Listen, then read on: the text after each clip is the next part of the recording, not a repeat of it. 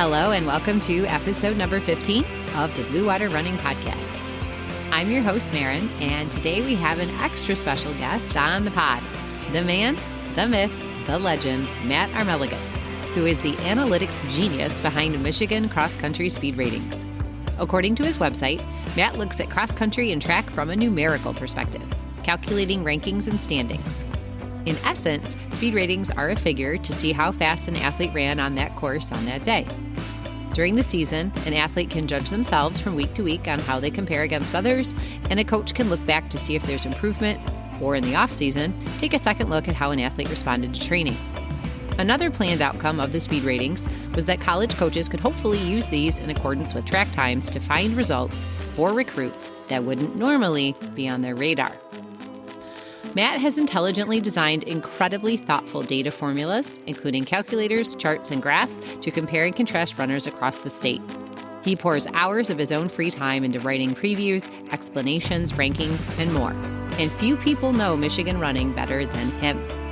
His website and social media sites have amassed thousands of followers and somewhat of a cult status, as every high school runner I know, and most coaches and parents too, track his content and posts religiously. In Matt's own words, for all this work, all that matters is what you take out of it. Whether it be fun, competitive, or goal setting, we've all come to love running in some way. Cross country isn't run on paper, and that's one beautiful aspect of our competitions. My dream is that these ratings call to attention those overachievers, those small schools, and the unfathomable improvements we strive for.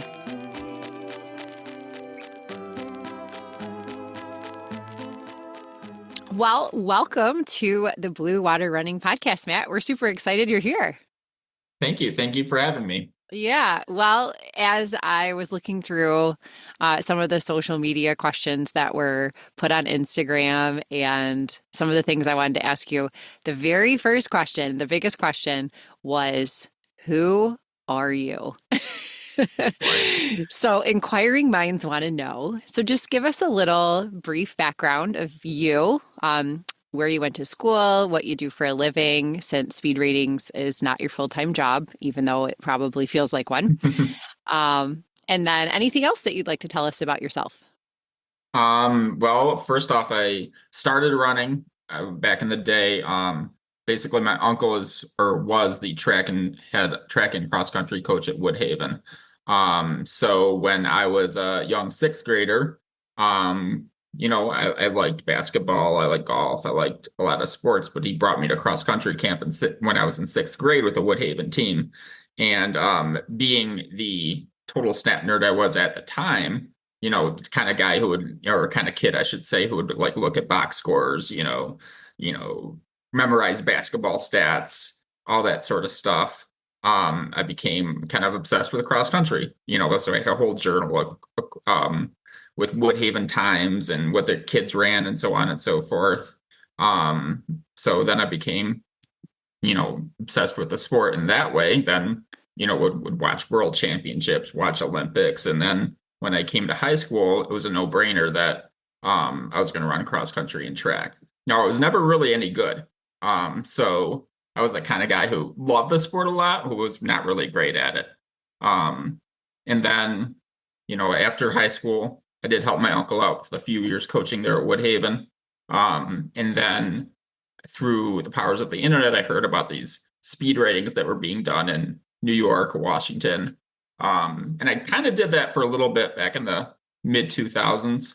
And then I started working at Hanson's in the 2017, I believe, and being around a bunch of running nerds like that, I kind of reinvigorated that passion for doing this, and this is how the speed ratings have come about. So never ran in college, never broke 20 minutes in high school, although I did do that after high school, after I ran a lot of miles at the age of 22, 23, and so I was glad I got that goal out of the way. But yeah, just a really kind of average runner who loves analyzing the sport. Well, how many hours a week would you estimate you spend prepping content for either your blog posts or your website or social media? Because you have knowledge of not just one particular area, but the whole state. And that's Yeah, no. pretty comprehensive amount of time. Well, I would say like if I concentrated on one area, I would be really in depth and really like going into analysis. Now going into the state, it's a lot of kids, so it's kind of like a very surface level analysis, I would say. But I do try to remember a lot of names. That's why I do a lot of writing so I can remember names. Um, but yeah, I would say, gosh, in the season, probably 40 hours a week, maybe 50. Over the summer, like I've done all the math for the summer stuff, and then I'm writing now. So a lot of it is just Photoshop and writing, writing summaries about kids. And that's probably 35 hours a week over the summertime.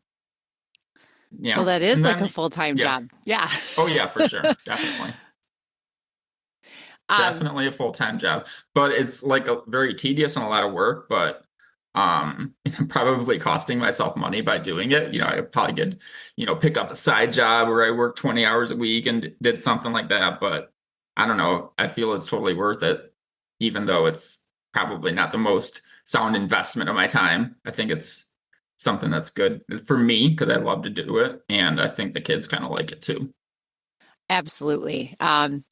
I just think we can all, listeners, me, coaches, athletes, everyone can all agree that everyone loves what you do and we're very appreciative. And I know that you love it as well, but you have quite a following. So we are very appreciative of the hours you spend. Um, Thank you. well, what are some of the biggest positives for you that have come out of starting speed ratings? I mean, I feel like it's kind of my purpose in this world. I'm not an engineer. I'm not like good with my hands. I'm not, a I mean, obviously it's a lot of math, but I'm not, expert mathematician or great in politics or anything like that. But I do feel like in this particular area, this particular niche, I feel like I do have a positive impact in that. And running in general is a positive thing for people in the community, people throughout their life. Um, so if I can be a part of that community doing this sort of thing, this sort of analysis that keeps people engaged their entire life.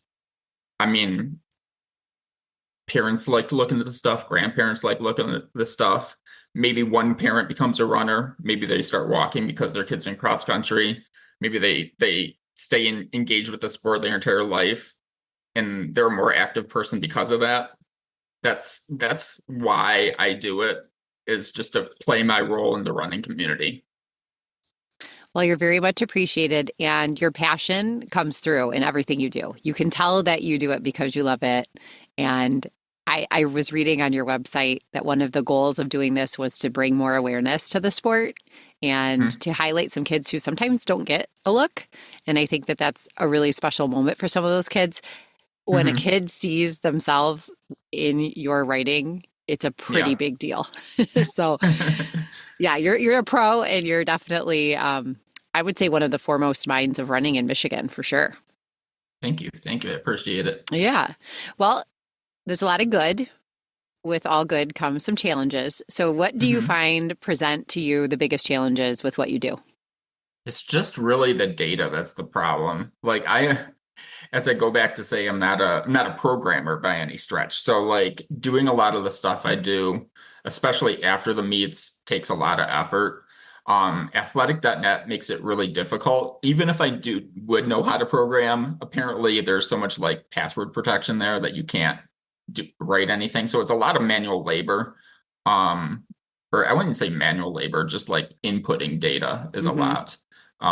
Staring at a spreadsheet is really tough for days on end, Oh, I'm hours sure. on end, I would say. I'm not complaining. That's, of the tasks in the world to do, that's a pretty easy one. So the main problem is the data. And then when you're doing like all that work, you're gonna lose track of some things. So like one problem on athletic.net is that sometimes kids will have duplicate names with like one letter off. So I'll go through like when I do the regionals and state stuff, I'll sort by last names and compare some of the last names, and I'll catch some errors there. But like in the case of your husband's grandpa, Yeah. I wouldn't see that. Like, and Right. then Camden Coon and Right. his doppelganger Camden Khan Yep. one would be 1720, one would be 17 flat, and then so sometimes there's problems in the data. Athletic.net is actually a lot easier to use than mile split, so thank God. The Portage coach and Don Passenger introduced that to Michigan way back in 2008. So I'm thankful for that. But a lot of the challenge is just sifting through the data. Yeah, you're gonna probably laugh at this because this is so low level for you and most people, but I finally realized, oh, you could make a custom list on athletic.net. Okay, Oh that yeah. saved me tons of time, but I didn't have a coach's Hmm. account, so that wasn't an option I ever Right. saw, and until I finally paid and then was able to do that. And then your graphs and your calculator and everything, to Hmm. me, that is far beyond any math that I would be able to figure out. So I know you said you're not a mathematician, but I would disagree. Well, I didn't do anything with the calculator. The Illinois guy who does Okay, this, like, did that, and I was like, and he gave me the idea how to do that. So I basically inputted it, and it works, right. kind of. I don't know how it works, Well, but it works. you still explained it all. I mean, the intercept means this. And I'm like, goodness Right, right, gracious. I need to go back to like, junior year algebra because I don't remember any of this. right. So So, sometimes that's the thing I kind of struggle with sometimes too. Like, how do you manage creating your own? It's not my own. I mean, people have been doing it before, right. but my own system for doing this. But still make it in a way that you can communicate with people about it. So, like something I've learned or tried to do is not even like mention the ratings part of it in the summertime. Hmm. Like just concentrate on the kids and what they do and how Right. they've improved. And when the season goes on, yes, I'll concentrate on the math Right. side of it, but trying to humanize it as much as possible and make it very easy to understand. Right. Well, I just find it interesting to read about how you did it because Hmm. obviously you've given it a lot of thought and taken a lot of time, and it's very complex and interesting. So I was very impressed. Thank you. Thank you. Yeah. So is there anything new that you've been thinking of adding or trying that you haven't yet done? Um, Nothing especially new. One thing I've been doing is like when I do the summer previews, like right now, I'll do teams, top 10 teams mixed in with it. But I decided this year is to do the teams at the end. So what I want to do is create more of a narrative about like who are the top teams, what do they might struggle with, what's their path to the state finals looking like, both in terms of like their conference, their regionals, Hmm. championship meets, Macomb County meet, that kind of stuff. So I want to kind of concentrate a little bit more on the team battles this upcoming month. Hmm. Um, Other stuff that I want to do, like I was thinking today, like how about, and I've been doing this for like 7 years. There's a lot of people like that graduated 3 or 4 years ago that are running in college now, or maybe graduating college and have going on to be a doctor. So like Right. thinking about like the whole sport more so and how recent graduates what they're doing in their life to kind of motivate kids kind of going through the doldrums of training these days to stick with it and look what you can be in the future. Yes. So kind of thinking about beyond running what runners are doing.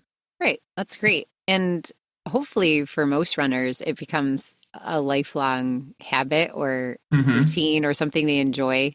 Um, and I've always told my kids, you don't know what you're going to do sometimes just based on your high school running. It doesn't always translate. Some Hmm. people do really well in high school and then college is a little more difficult, or they Hmm. find their groove in college. So yeah, Right. don't give up too soon. You don't know. Yeah, and like the lessons you learn from high school running are lessons you apply to running in the future and life in the future. Absolutely. Like that, you're doing your summer training now, just as you'd study for a test in October, Hmm. a study for a final in October, start writing your papers in September. Both things I was not very good at when I was in college. But in same thing for a job, like you do your prep work before you cook in the kitchen. So like I feel like running is a great metaphor and um for how you succeed at things in life. So I want to kind of, you know, tell kids that in some sort of way. Yeah. Well, I think you're doing very well with your writing.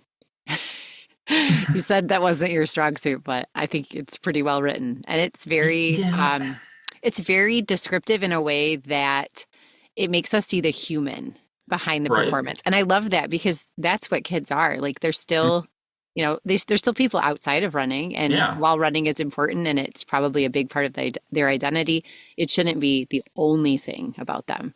And I for like that we sure. see all of that because you do a good job of showing them as people.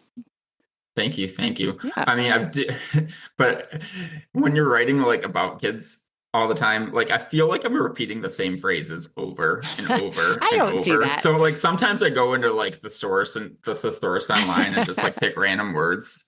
Yeah. Um, I'm sure it's not the case, and I'm sure it's just like self-doubt, but I feel like, No, I think you're doing a yeah. great job. I have to ask because I've really struggled with this. There's a lot of things that AI bots are great for. Like if I'm writing a lesson plan, I can ask ChatGPT, find me this resource and put it with this, which is great. Mhm. But I really struggle as an English major and then, a teacher with using ChatGPT or an AI bot to full out write for you. And I Mhm. know a lot of students, um, I just know they do it. So I I've kind did of that said, once in Spanish class in high yeah, school. Like you do Google, like the very primitive version of Google Translate, and she right. caught it right away. Oh And yeah.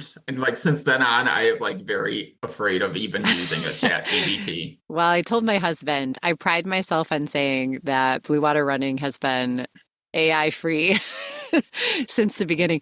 I did it out of curiosity. I said I threw a bunch of kids in and I said, find all of their cross country times from this day and write an article about the performance. And it was so wrong. It didn't even have the Oh, right good. names, time. It was hilarious. I wish I would have See the just copied it to read it again because it was so funny. Yeah, but if we did that, like if I did that like 5 times and you did it 5 times, like Maybe it would then learn. Chat GPT might be able to just take over our positions, and that would be Right. bad. We wouldn't want to do that. No, no. So And I'm so fearful of. yeah, and I think the runners that you cover, um, they enjoy that someone cares about what they're doing because let's be honest, mainstream media and typical newspaper coverage is not focused on running. So Mhm. it's really for them, I think, exciting to be featured. So Yeah, yeah, yeah, I don't yeah, think I an agree AI with that bot can take completely. that away from any of us. So Yeah. well, speaking of followers and people that are fans of your writing and what you do, so we had some questions from Instagram. So I polled and said, what are questions that you have? So everything coming next is not written by me, it's from an actual runner on Okay. All Instagram. right. Okay. So you kind of answered this, but I'll let you touch on it more if you want to. Have you always enjoyed being part of the running community, or did that come later in life? I think it comes in different aspects of the running community. Like my first introduction to the running community was being a young middle schooler going to a high school cross country camp and I mean, not learning all about them, but just being influenced by them. Second was being on a high school team. Then I took a few years off and, you know, was hardcore into trying to run my fastest times. So, running with faster people.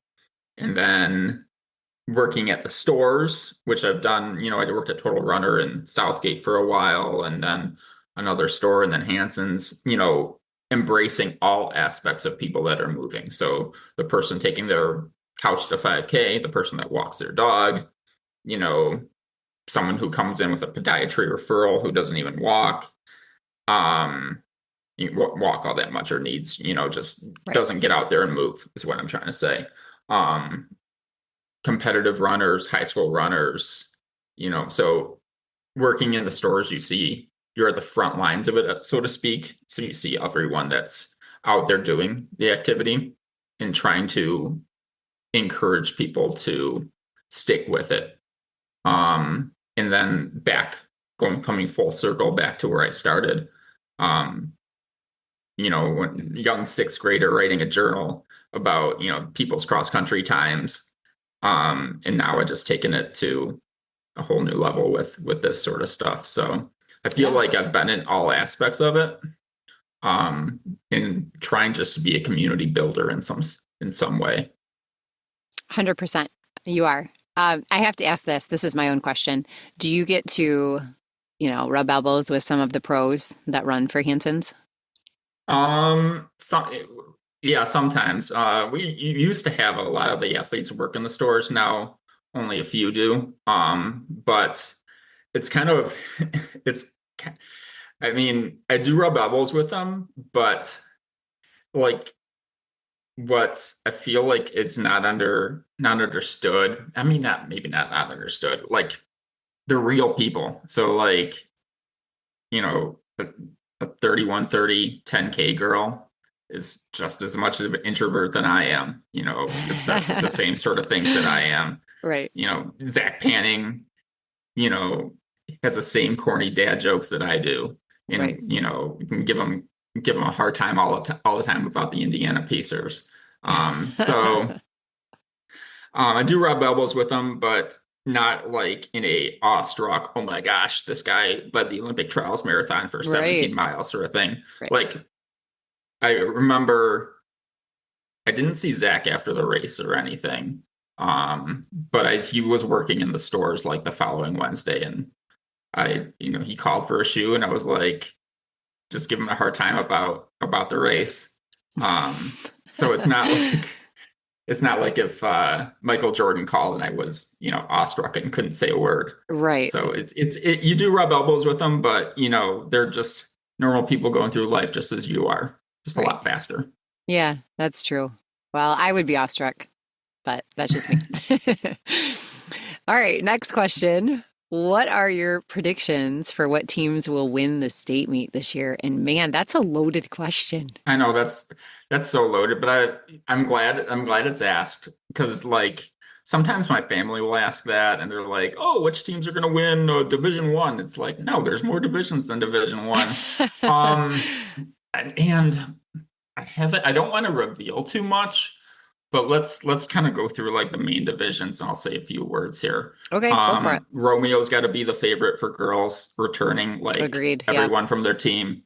And Buslip has a history of development, but West Ottawa could be pretty dang good. Like they were really concentrated on the mid distances last the spring, and they were right there last fall. For boys, Northville is loaded. Might be bringing in more people too. Brighton's always good. They should be right there. D2, I like new faces for boys, so I'm really liking Allendale. Apparently they think they can put 6 guys under 16 minutes this fall. Oh, wow. I think that's a little ambitious, but I think they should be pretty dang good. I like another new face out there, Alma. Alma might be pretty solid, coached by one of the guys I like in the sport a lot, Jean LeBron. D2 girls. See, I haven't gotten to the teams yet, so I can't remember who I had as number 1. No judgment. Let me look at something real fast. Okay, Let's see no what I have problem. here. So the good thing about doing this for a long time is I've kind of figured out how to do everything in Excel, even though if I don't know the inner workings of it all. So let's see here. Where's the team? So that's the wrong one. Oh, a team from our area might be pretty good for D2 girls. Goodrich. Oh, yeah. They return a ton, and they were also they improved a lot over the course of the season last year. They have a really strong middle school program. Yeah, great track team too. Mm-hmm. Yep. Let's see. D3 girls, kind of dominated by like the Catholic schools. Traverse City, St. Francis, Lansing Catholic's very good. Powama, Westphalia will be in the mix. D4 girls, Whitmore Lake, Breckenridge, Hillsdale Academy. Hillsdale Academy won the boys last year, and they look like they're pretty much the favorite for boys this year. Mm-hmm. Trying to think who else for D3 boys here.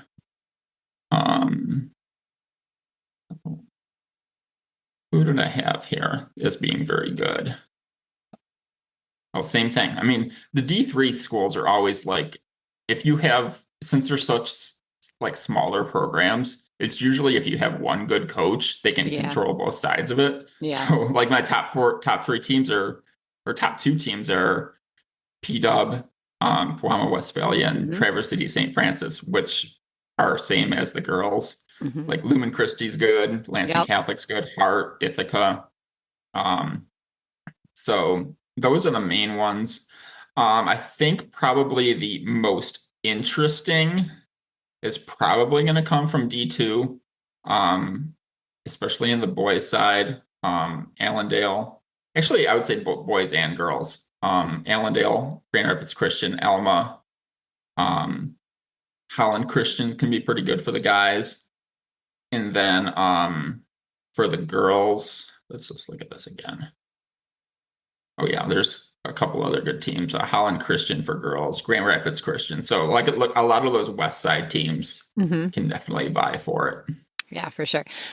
Side note, I was looking through your region previews, and I don't know what region Blissfield is in. I went to high school in Blissfield, but one of the top girls you ranked is Hope Miller.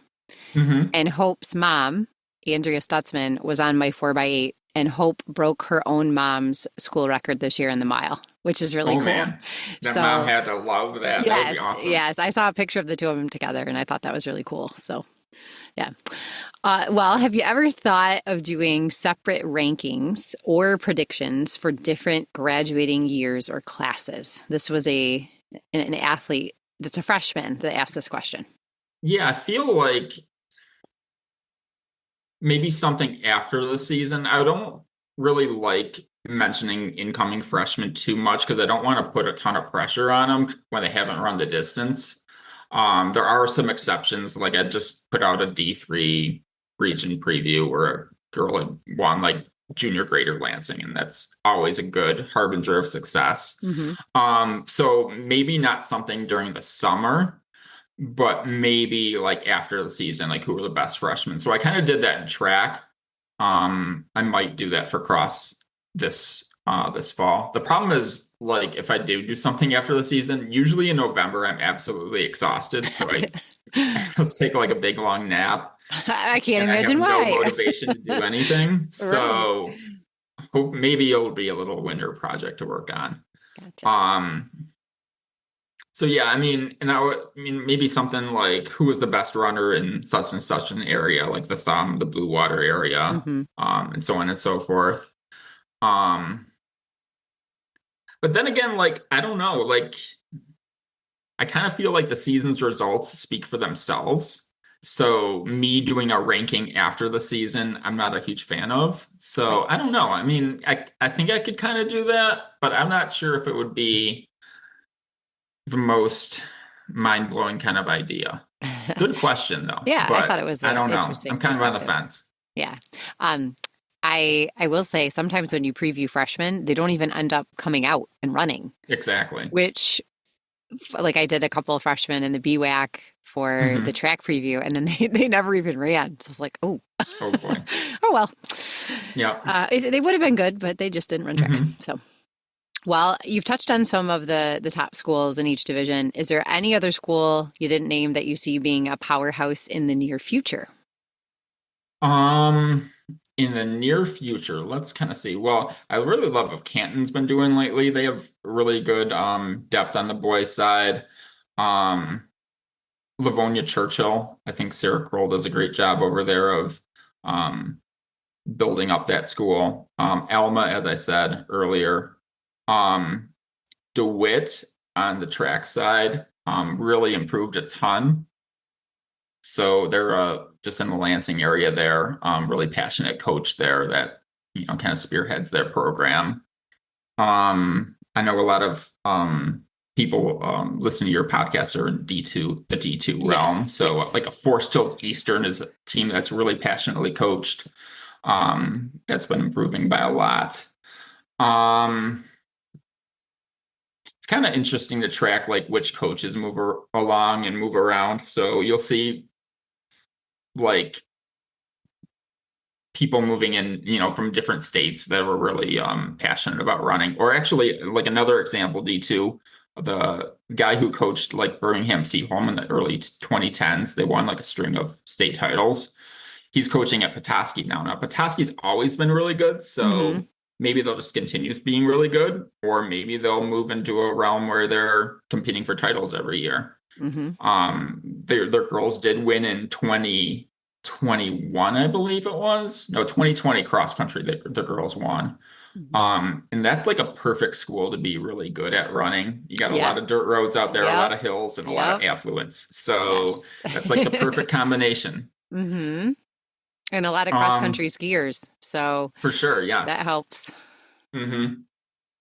So yeah, I would say a lot of the D2 schools have potential to be good. Alma, DeWitt, um, Petoskey, and Forest Hills Eastern are four that kind of stand out to me.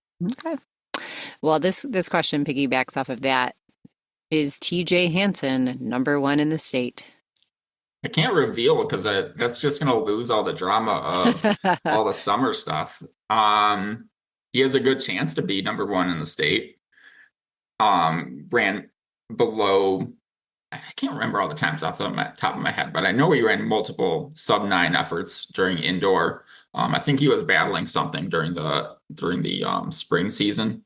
He had to drop out of the Romeo meet because he was sick. Mm. Um, he was a leading shepherd for a good bit and kind of, I wouldn't say fell apart the last lap, but kind of struggled towards the finish. I'm always really impressed with his strength.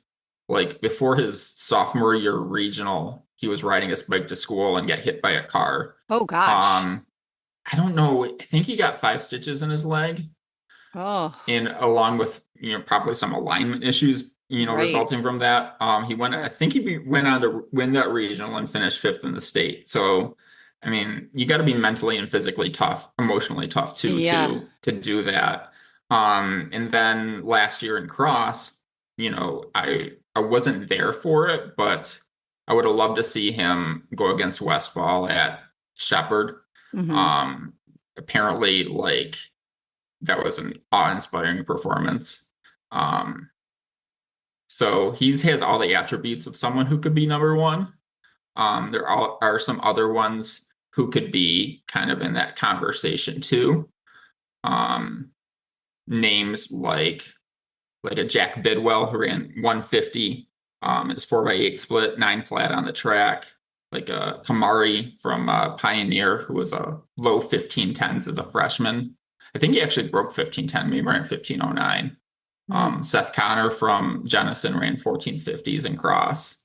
Um, so TJ could be number one. We'll just have to He wait might and not see. be. We'll see. Well, you'll leave us in suspense, I guess. Yeah, for sure. Yeah, keep us waiting. Uh, well, this kind of comes off of training and being ready for the state meet. So, what is your opinion on the best use for the summer training block? I would say consistency more than anything. The goal of summer training isn't to be fast in August. It's not to be fast in September. You might not even say it's to be fast in October. It's to, peak at state. So if you're putting yourself in a deficit now and doing more than your body can reasonably handle, that might make you an August champion, but it has a risk of not making you a October or November champion. So, I mean, I don't coach.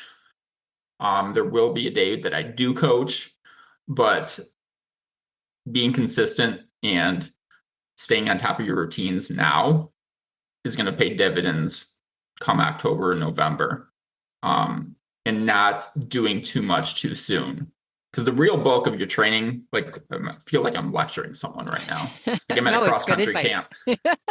No, it's Real great bulk of advice. your training is going to be August through September, and then your body's going to absorb that in early October, and then use it in late October. So just keeping your body in one piece. It's a little better to, I mean, would you rather be train at 95% of your, capacity now and be able to, make it through the season in one piece, or train at 102% and have the risk of coming down with an IT band syndrome that makes it impossible to do the training?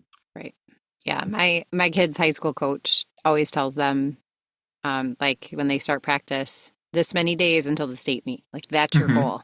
Everything else is just helping you get there.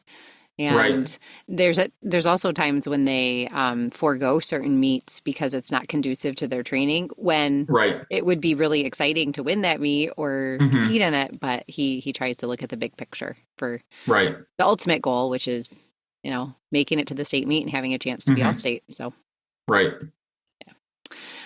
well, this question is not mine once again, but we had someone ask, why the Jakob hate? I mean, just think about sports. You got to have people that you hate. As a Michigan fan, I hate Ohio State. I mean, I'm sure they're great people. I mean, I'm sure, CJ Stroud is apparently like a good human being and all that. As a Michigan basketball fan, I don't like Michigan State. That doesn't mean Tom Izzo is not a good person. Doesn't mean he doesn't, stand by his adopted son. It doesn't mean so you got to have people that you root against. And I just don't like how Jakob needs a perfect race to win the 1500. So in in a time trial, that's great. What's he going to do when Josh Kerr makes a move on him with 150 to go? What's he going to do when Whiteman has a lead on him? Um, Remains to be seen. Yes, it will be a good Olympics. Do you think that some of his, I don't know, I guess I perceive it as kind of cockiness a little bit. Do you think some of that is just lost in translation because he Probably, speaks a probably. different language? Yeah, I was Hmm. talking about that with Yeah. my husband. I'm like, I don't know if he really means to make it sound like that, or maybe he does. Who knows? But yeah, he definitely does not lack lack confidence.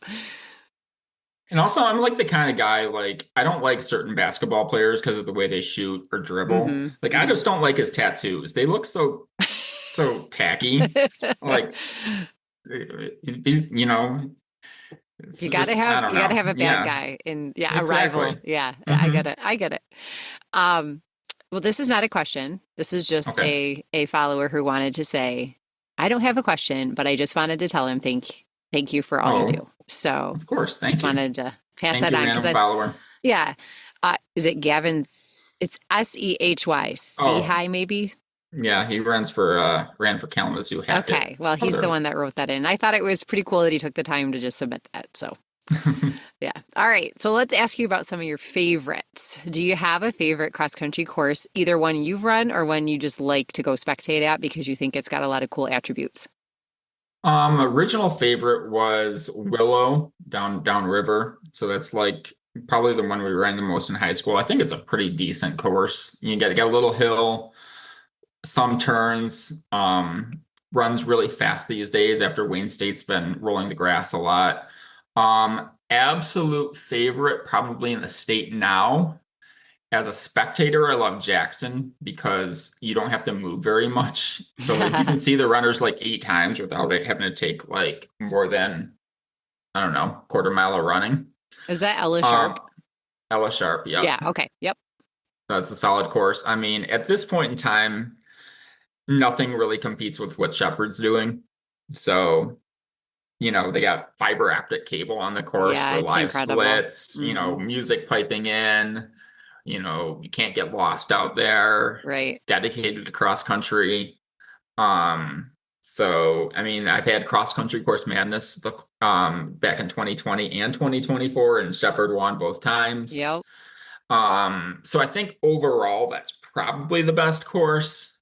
I think the truest test, if we want to go a little further, is probably Kensington. Um, like you have a hill at, 600 meters, and then you have the double hill at, you know, 2.25, maybe 2.5. I think probably 2.25. Ugh. So, Yeah. having a course that has, you have to think and you have to use strategy and you have to, have something in the tank for the finish. I think if it were logistically possible, that would be the perfect place for a state meet.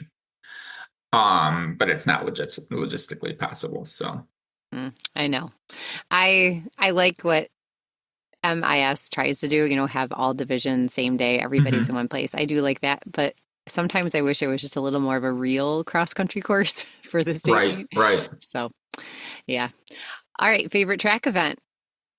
Favorite track event. So track and field or just track? Just track. Next one is field, so you can pick a running Okay. event. Yeah. Man, this is tough. I'm gonna go with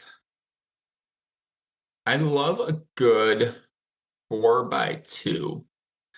I feel like the 4x1 is quick and it's over and it's super fast, but like the 4x2 is a good blend between speed and a little long built out drama. And we saw like a great aspect of that at the D1 state meet where I think it was Rockford and West Iowa were battling like 1 and 2 the entire race. And Chip Valley was just, I don't know, 15 meters, 20 meters back, but Shamar Hurd got the stick.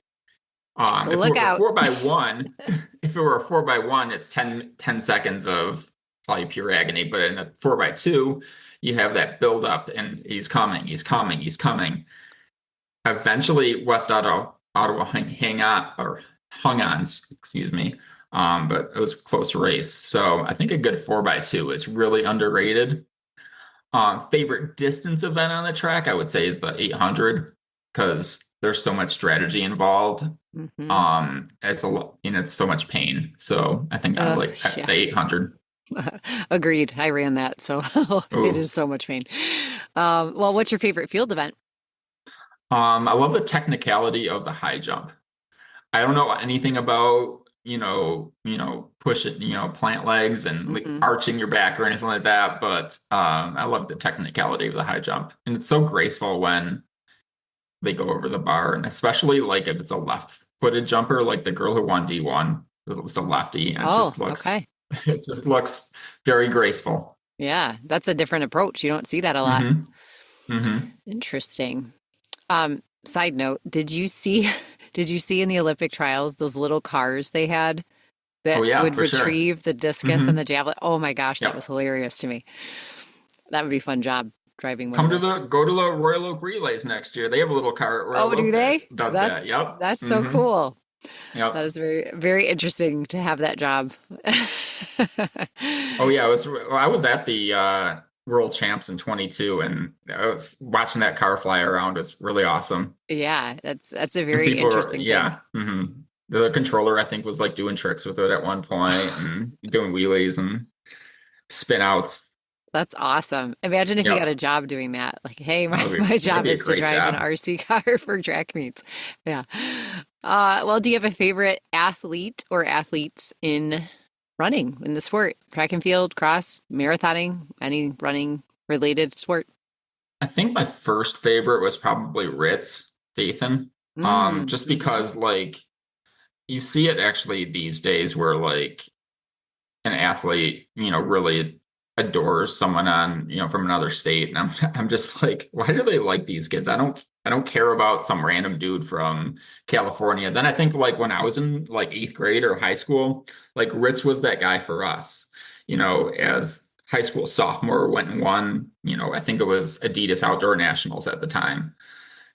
High school junior, all the national media is all about, Alan Webb and Right. George, was it Torres at the time? I don't think so. Don Sage was the main one actually his junior year. Ritz went on and busted him up. Yeah. Next year, he goes on all about Ryan Hall and Alan Yep. Webb. Yep. I remember. Ritz beats him down. And so it was really cool following him, as you're coming of age. Yeah. So I would say he's probably the all-time favorite. Okay. It's cool to see his daughter kind of coming full circle too, to watch her Oh succeed yeah, and to win. she's coming full circle. Yep. And like his son, like he brought his son to Hanson's running camp back in like I think it was 2019. I was there maybe Okay. when Ritz was there, and his son probably had the most natural running form I've ever seen in my entire life. So Gets it young honest. young Ritz Probably going to be graduating, I would say 2033. Mark my words. He'd be number one in the Colorado speed ratings. Hmm. I know that his national record was broken by Solomon, but he still has the course record for the state meet, yes? Yeah, Okay. definitely. Yeah, I Yeah. thought so. Okay. All right. Well, you as a person, what is your favorite free time or your favorite hobby? Gosh, I like going on like random road trips around Michigan. Really obsessed with like maps and cities and towns and all that. So just exploring a lot is probably my favorite thing to do.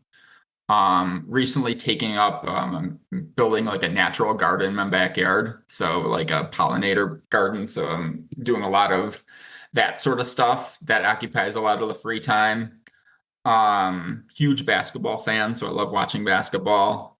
I'm probably going to end up having to buy this college football game pretty soon, so that might be another hobby. It might cut into my speed rating time. Um, but I'm not a like some people go out and they have big parties and they all these big runs and everything they go to and hang out with a ton of people. I'm just chill hmm and do my own thing a lot of the time and very introverted stuff that I love to do. So, Yeah, I was just going to ask, you would consider yourself an introvert, yes? oh yeah, for sure. Yeah, I would as well for myself. And people always think you're an extrovert because you like to talk to people or write about people or Mhm. interview people, but that doesn't necessarily mean you're an extrovert. So Yeah, for sure. it's always interesting.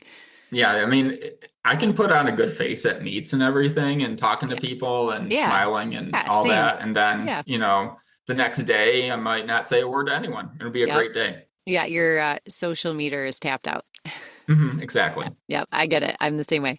I guess there's a term. It's extroverted introvert. Oh yeah, for sure. I've heard So that. yeah. Yep. I do have one last question for you though, and that Sure. is if you could go for a run anywhere in the world and you could pick someone to run with, and they could be from the past or present, living or not, where would you choose to go and who would you run with? Man, I did see that question in your preview, but Yeah. I wanted to, I want to stew on it a little bit. I would probably run with, I would probably pick Pavo Nurmi or Zátopek. So they were like Okay. these insane, like Czech and Yes. Finnish runners Yes. back in like the 50s and 60s. Yeah. Of course, they'd have to run at my pace, which is fine. Maybe take some walk breaks in the middle of it. Any place in the world that I would run. I've always loved, going on vacation and, waking up early in the morning. So I've always wanted to visit Barcelona. So I would go run around Barcelona, all the cool architecture there, with Pavo Nurmi. Would you run in the same shoes he wore, or would you go with modern shoes for your run? Working in the stores, I'm always like in awe of like how many people like don't like a certain shoe. I've never worn a shoe that has felt bad. So I would roll with whatever shoes he's rolling Yeah. with. So I always look back just and got to think, make sure you have good running socks because I feel like the shoes "Eh, from back in those days have so much seams and everything and yes, leather. yes, I'm always amazed So that when I look at pictures, I think, how on God's green earth did they run in those shoes for so long and so fast? They were so fast. they were tough. They were Yep. tough people. Yep. No carbon fiber for them. Oh no. Carbon plate, I guess I should say. Well, once again, thank you so much for joining me today. It has been a real honor to talk to you and get to pick the brain of one of Michigan's foremost experts in running, all things running. So I thank you once again for taking time out of your night and chatting with me. Thank you so much. When I start my own podcast, I will have you on, and we will delve into everything blue water running. So thank you We'll so collab. much. Thanks for having me on, and thanks for distracting me a little bit from the summer writing. I'll leave you with this quote by Emil Zátopek, a Czech long-distance runner who won 3 gold medals at the 1952 Summer Olympics in Helsinki. He won gold in the 5K and 10K, but his third medal, and probably the most unbelievable, was earned when he decided at the last minute to compete in the very first marathon he had ever run. It's no wonder he was nicknamed the Czech Locomotive. In 1954, Zátopek was the first runner to break the 29-minute barrier in the 10K. He was considered one of the greatest runners of the 20th century and was also known for his brutally tough training methods. He is the only runner to win the Triple Crown of the 5K, 10K, and marathon, all in the same Olympic Games. Runner's World magazine selected him as the greatest runner of all time in 2013. We are different, in essence, from other men. If you want to win something, run 100 meters. If you want to experience something, run a marathon. Once again, thank you so much for tuning into today's Blue Water Running podcast. I can't wait to feature more cross-country and track and field athletes from the Blue Water area, so stay tuned because it just might be you. If you enjoyed today's podcast, please share, subscribe, and leave a review. You can find the Blue Water Running podcast on Apple Podcasts, Spotify, Amazon Music, and other major media players. You can also ask Alexa to play the Blue Water Running podcast. If you have an idea for a great topic or guest you'd like to hear about, feel free to contact me through the website links or show notes. You can follow Blue Water Running on Instagram, X, TikTok, Facebook, and YouTube. You can also find meet and athlete reports and articles at www.bluewaterrunning.org.